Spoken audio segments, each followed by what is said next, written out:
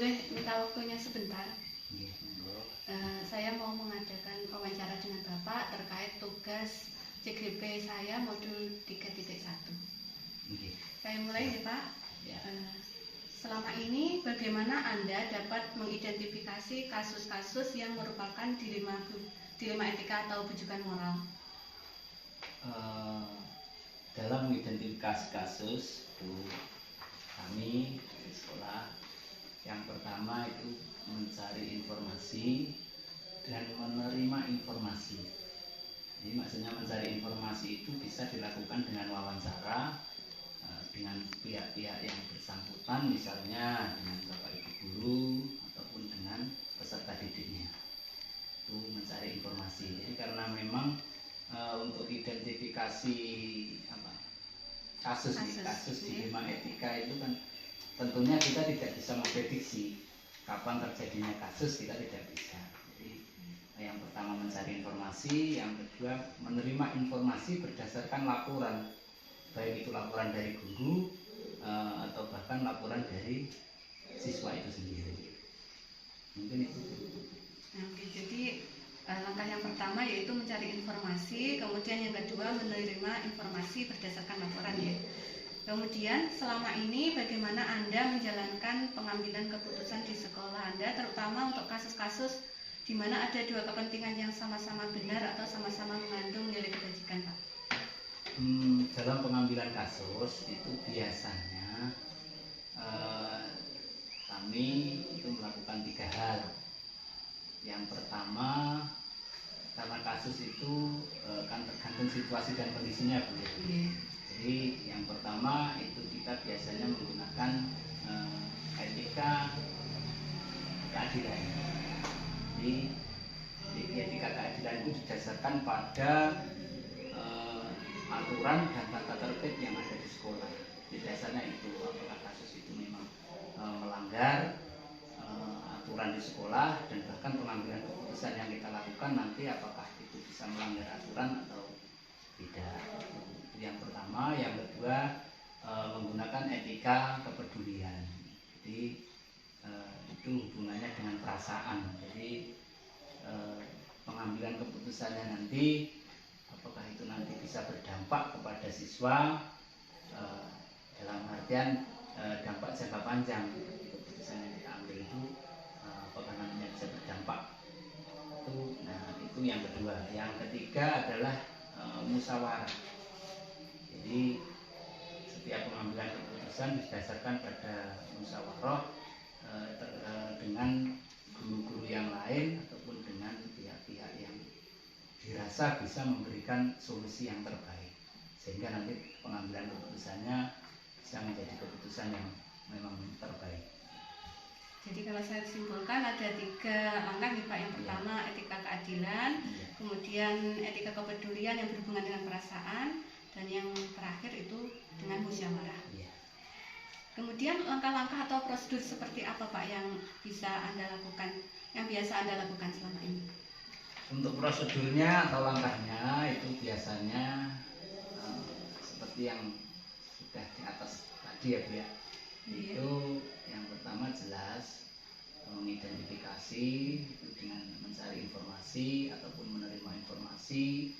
Setelah memang kasus itu ada, baru kita melakukan analisis. Jadi yang kedua melakukan analisis. Yang pertama mengidentifikasi masalah atau kasus.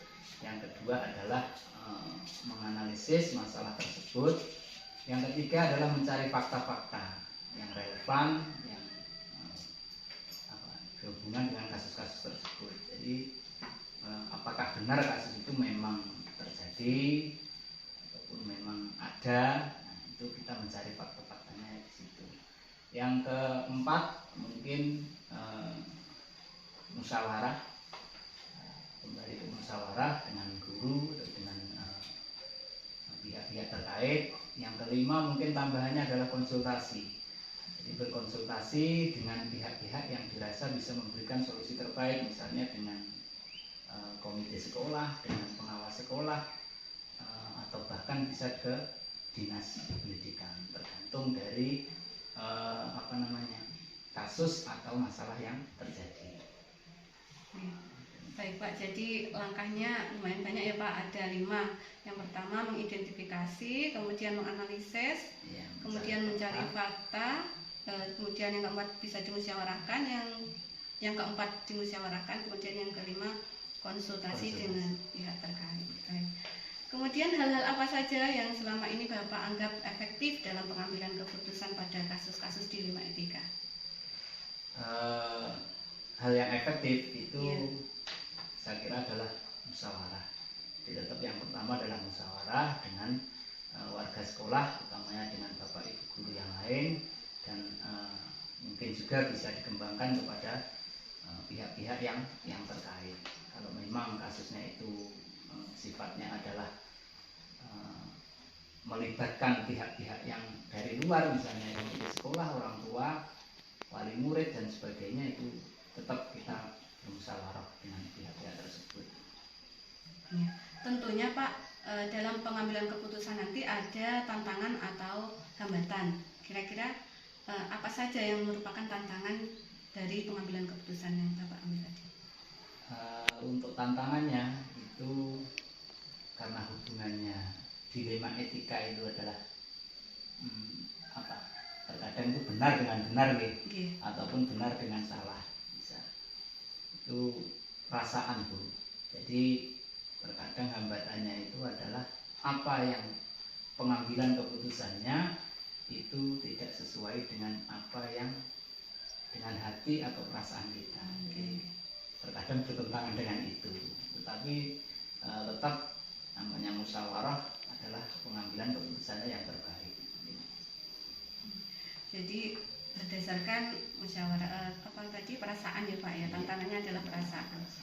Kemudian apakah Bapak memiliki sebuah jadwal tertentu dalam penyelesaian kasus dilema etika ini, atau mungkin langsung bisa diselesaikan di tempat, atau bagaimana Pak prosedur penyelesaiannya? Itu tergantung situasi dan kondisinya Bu. Jadi memang ada beberapa kasus atau sebagian kasus yang langsung bisa diselesaikan atau bisa diputuskan secara pribadi ya, secara sendiri itu bisa diputuskan. Tapi ada sebagian juga beberapa kasus yang memang membutuhkan waktu dan proses untuk penyelesaiannya. Jadi tidak bisa langsung diputuskan pada saat itu juga. Bisa diselesaikan secara langsung, melihat kasus tersebut Iya, dulu ya Pak. Tersebut. Kemudian adakah seseorang atau faktor-faktor apa yang selama ini mempermudah atau membantu Bapak dalam pengambilan keputusan dalam kasus-kasus dilema etika? Dalam pengambilan keputusan itu dengan bapak ibu guru, jadi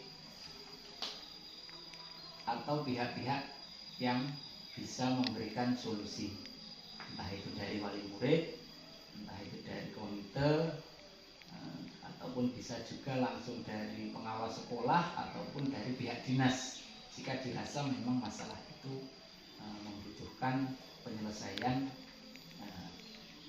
dan masalah bisa selesai dengan baik. Yang terakhir Pak, dari semua hal yang telah disampaikan tadi, pembelajaran apa yang dapat Bapak petik dari pengalaman Bapak dalam mengambil keputusan dilema etika? Untuk pengalamannya itu bahwa setiap kasus atau beberapa kasus itu memang tidak bisa diputuskan secara langsung atau diselesaikan pada saat itu juga, tapi memerlukan proses dan waktu dan membutuhkan pihak-pihak yang terkait. Jadi tentunya dengan jalan musyawarah ataupun dengan cara konsultasi dengan pihak-pihak yang ada yang terkait, misalnya dari pengawas dan sebagainya, dinas dan sebagainya, guna menyelesaikan masalah tersebut. Mungkin pengalamannya itu. Jadi tidak ada suatu masalah, tidak ada suatu kasus yang dapat diselesaikan pada saat itu juga. Jadi memang memerlukan proses dan waktu. Dengan musyawarah itu tadi ya Pak. Intinya ya musyawarah. Baik, terima kasih Bapak atas waktunya. Sama-sama. Sangat membantu sekali. Ya, Terima kasih. kegiatannya lancar dan bisa lulus. Amin. Terima kasih, saya pamit dulu Pak. Assalamualaikum. Assalamualaikum Pak Aan. Waalaikumsalam warahmatullahi wabarakatuh, Bu Us. Maaf Pak, mau mengganggu waktunya sebentar. Apa Bapak sibuk? Tidak, Bu. Kami persilahkan. Oke. Begini Pak, saya kan ada tugas dari Pendidikan Guru Penggerak untuk melaksanakan wawancara dengan kepala sekolah. Jadi di sini saya mau mewawancarai Bapak terkait kasus dilema etika. Oh iya. Silakan, Ibu, kalau ingin berwawancara dengan kami sebagai kepala sekolah SDN 2 Tangkil, kalau ingin Ibu ada tugas dari calon guru penggerak, kami selalu siap membantu dan mendukung apa yang dilaksanakan oleh Ibu sebagai tugas sebagai CGP. Terima kasih Bapak. Begini Bapak, untuk yang pertama saya ingin tahu itu bagaimana Bapak itu dalam mengidentifikasi kasus-kasus yang merupakan dilema etika atau bujukan moral. Ya, begini Bu, kami sebagai kepala sekolah memang itu suatu dilema etika. Dilema etika itu artinya di suatu pemimpin harus memilih dari salah satu karena dilema etika itu benar melawan benar. Sedangkan bujukan moral itu ada dua pilihan, benar melawan salah. Dari situ kami mengidentifikasi dari dilema etika dan bujukan moral itu berdasarkan biasanya angket atau masukan dari warga sekolah, baik Bapak Ibu guru atau wali murid, tokoh masyarakat, dan sebagainya. Kami mengidentifikasi tentang dilema etika itu menggunakan angket, melakukan wawancara langsung, sehingga kami bisa menyimpulkan mana yang diutamakan, mana yang tidak. Di situ Bu, kami melakukan identifikasi antara bujukan moral dan dilema etika. Oke, jadi menurut Panjenengan dalam mengidentifikasi kasus-kasus tersebut itu dari angket atau masukan dari warga sekolah dan sebagainya, kemudian bisa juga dilakukan dari wawancara, begitu nggak Pak? Ya, betul. Kemudian bagaimana Bapak menjalankan pengambilan keputusan di sekolah Bapak itu terutama untuk kasus-kasus di mana ada dua kepentingan yang sama-sama benar atau sama-sama mengandung nilai kebajikan? Begini Bu, kami dalam mengambil suatu keputusan, itu yang langkah pertama yang kami terapkan, kami menggunakan yaitu langkah pertama paradigma, yaitu antara lain kami memilih misalnya antara individu dengan kelompok, rasa keadilan, rasa kasihan, kebenaran, kesetiaan, jangka pendek melawan jangka panjang. Dari keempat paradigma tersebut, biasanya kami mengidentifikasi itu mana yang digolongkan atau yang diutamakan dari keputusan tersebut dari suatu studi kasus. Itu berkaitan dengan rasa keadilan atau rasa kasihan atau jangka pendek melawan jangka panjang. Di situ kami dengan menggunakan 4 paradigma. Okay. Kemudian Okay. yang selain itu, selain menerapkan 4 paradigma, kami juga menerapkan 3 prinsip. Artinya dalam 3 prinsip itu kami berpikir berbasis peraturan, berpikir berbasis keadilan, dan berpikir berbasis rasa kasihan. Nah, dari situ kami identifikasi, kami kelompokkan mana itu, dan belum memutuskan, karena seorang pemimpin itu dalam mengambil suatu keputusan, karena ada keputusan yang tertulis, artinya tersurat, dan ada keputusan yang tersirat, artinya tidak tertulis. Misalkan yang tidak tertulis secara lisan.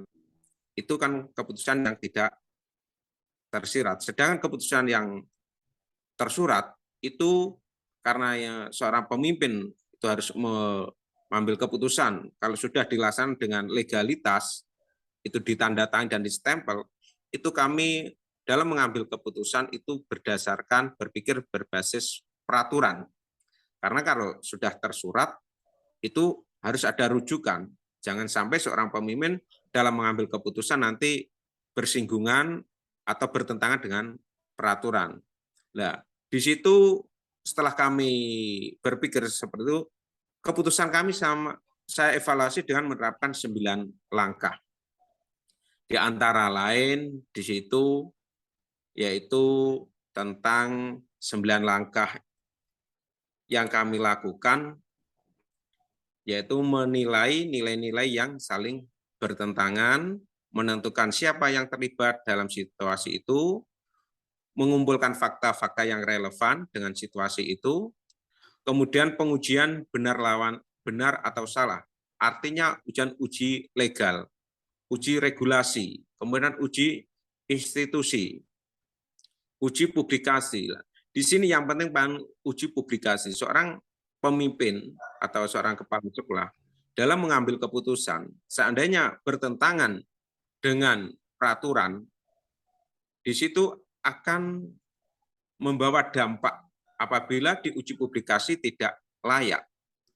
Artinya begini, dampaknya itu akan ke siswa, ke murid. Artinya apabila kami mengambil kebijakan atau keputusan bertentangan, kemudian dipublikasikan di media massa, itu akan berdampak. Akhirnya apa dampak? Kami sebagai pemimpin, pembelajar merasa was-was, kurang nyaman.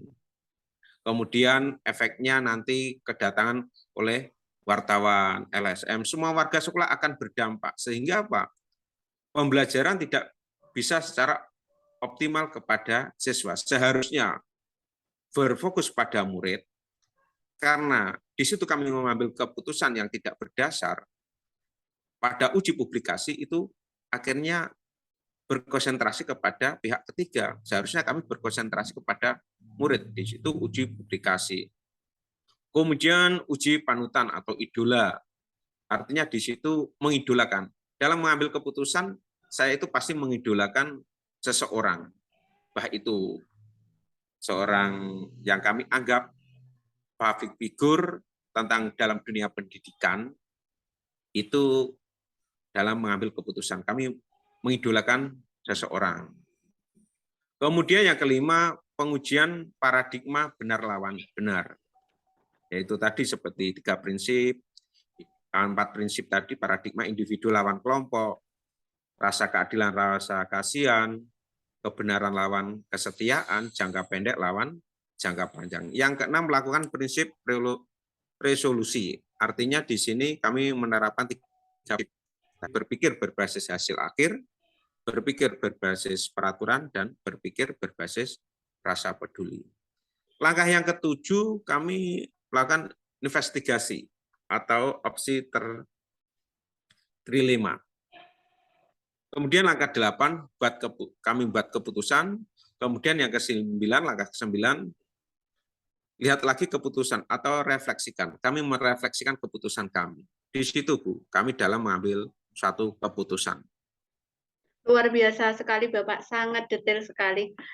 Kemudian langkah-langkah atau prosedur seperti apa yang biasa Bapak lakukan selama ini? Kami selama ini dalam mengambil suatu keputusan, mulai dari dilema etika atau bujukan moral, kami lihat yang akan kami ambil keputusan itu, kami pertama melakukan identifikasi. Identifikasi yang berkaitan tentang kami yang berkaitan dengan paradigma 3 prinsip 9 langkah. Kami melakukan identifikasi dulu. Soalnya seorang pemimpin, segala tindakan atau langkah itu suatu keputusan. Jadi kami melakukan identifikasi. Kemudian setelah identifikasi, itu kami seandainya berkaitan dengan warga sekolah itu kami sosialisasikan. artinya uji publikasi kepada warga sekolah dulu sebelum kami putuskan. Kemudian setelah itu, setelah kami beridentifikasi, bermusyawarah, di situ kami baru mengambil suatu kebijakan atau keputusan. Karena dampak keputusan yang kami ambil atau kami putuskan itu dampaknya sangat luas ke semua warga sekolah. Di situ, Bu. Oke, jadi langkah-langkah yang Bapak ambil itu biasanya mulai dari identifikasi, kemudian sosialisasi atau musyawarah, yang terakhir dengan kebijakan atau pengambilan keputusan ya Pak. Kemudian Iya. hal-hal apa saja yang selama ini Bapak anggap efektif dalam pengambilan keputusan pada kasus-kasus dilema etika tersebut? Yang paling efektif itu kami menerapkan yaitu paradigma. Dari 4 paradigma itu, kami mengambil yang paling efektif itu biasanya yang pernah kami lakukan itu rasa keadilan lawan rasa kasihan. Di situ artinya yang paling efektif itu kan berkaitan dengan rasa keadilan. Karena seorang pemimpin itu harus bisa mengayomi, melindungi, membuat rasa semua warga sekolah merasa aman, nyaman, dan tentram. Di situ kami menerapkan biasanya rasa keadilan rawan rasa kasihan. Tetapi di situ tidak cuma satu, kemudian kami pertimbangkan jangka pendek dan jangka panjangnya. Di situ kami biasanya menerapkan keputusan.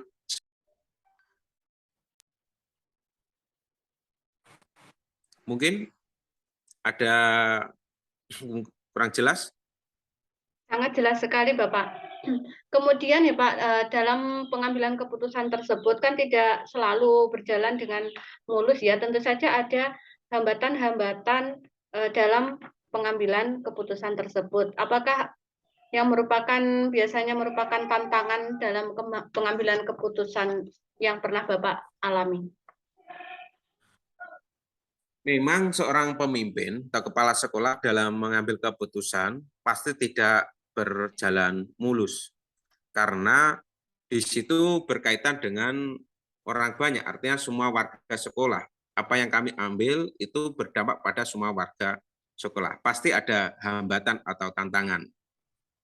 Biasanya hambatan atau tantangan itu biasanya ada teman atau dalam satu lembaga terdiri dari beberapa tenaga pendidik, kependidikan, biasanya kurang memahami apa yang kami putuskan, hambatan. Sehingga di situ kami perlu melakukan pendekatan lebih lagi atau memberikan pemahaman apa yang kami putuskan di situ. Hambatannya yaitu biasanya ada salah satu tenaga pendidik atau kependidikan itu belum memahami betul apa yang kami putuskan. Karena seseorang itu cara berpikirnya berbeda-beda, pemahamannya berbeda-beda.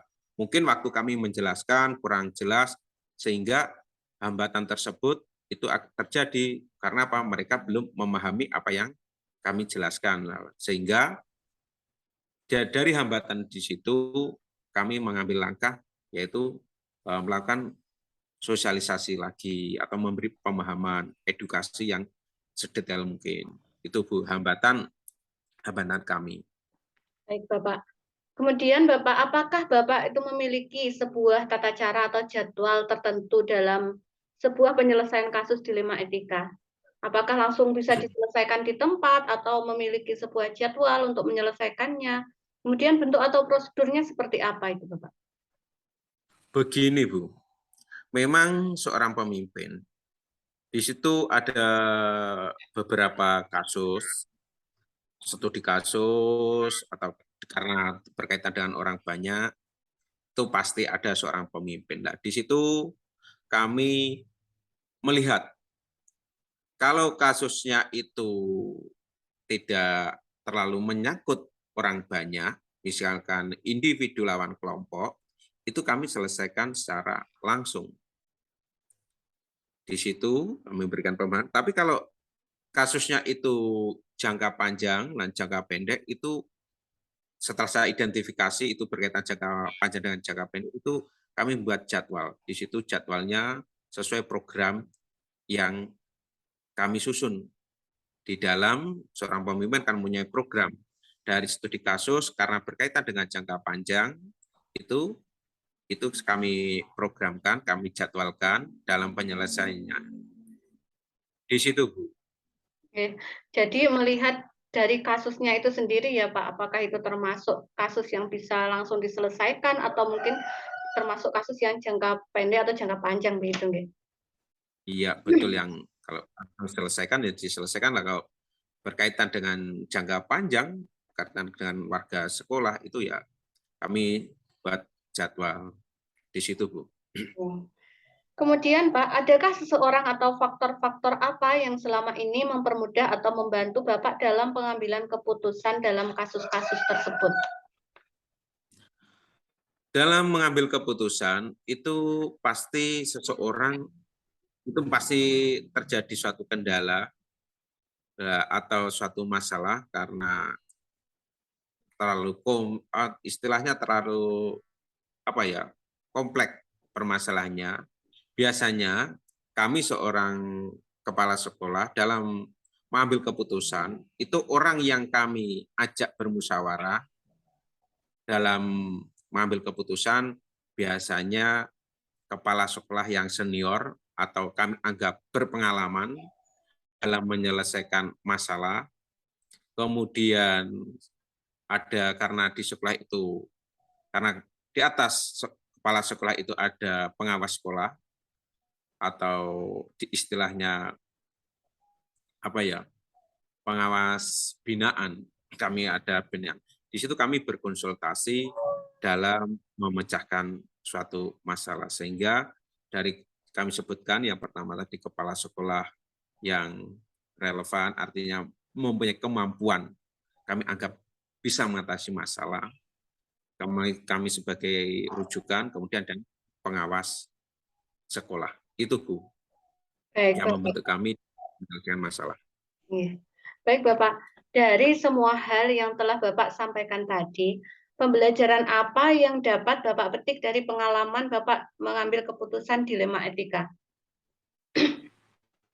Pembelajaran yang kami petik dalam menyelesaikan suatu masalah yang berkaitan dengan dilema etika, yaitu benar lawan benar. Di situ pelajarannya ternyata permasalahan itu beragam, bermacam-macam permasalahan. Dalam menyelesaikan itu harus menggunakan tadi yang kami sebutkan, mulai paradigma, prinsip, dan 9 langkah. Di situ pelajaran yang kami petik, karena dari ketiga yang kami sebutkan tadi, apabila salah satu berkurang, itu akan menimbulkan suatu permasalahan kemudian. Karena dari penerapan 9 langkah tadi, itu kami sudah mengidentifikasi, artinya apa ya, dampak negatifnya itu istilahnya meminimalisir dampak negatif, karena seseorang itu dalam mengambil keputusan pasti ada dampak positif dan dampak negatif. Dari kami menerapkan 3 langkah tadi, mulai paradigma, prinsip, 9 langkah, di situ pelajaran yang kami petik itu dampak yang kami sangat minimalisir, artinya tidak terjadi suatu gejolak. Di situ pelajarannya yang kami petik dalam pengambilan keputusan.